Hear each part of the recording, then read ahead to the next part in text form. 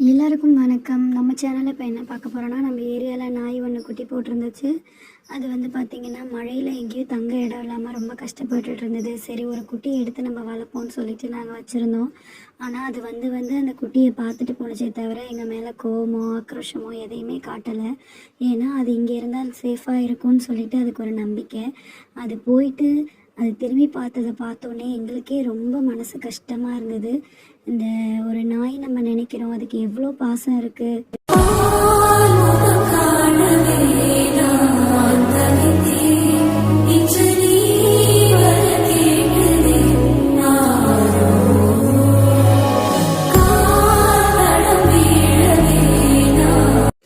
அதுக்கப்புறம் எங்களுக்கே மனசு கேட்கல. சரி, ஓகேன்னு சொல்லிட்டு நாங்கள் அவுத்து விட்டுட்டோம். சரி, அதுக்கான தேவைக்கான சாப்பாடு எல்லாம் கொடுத்துக்கலான்னு சொல்லிட்டு அதோடய வளர விட்டுட்டோம்.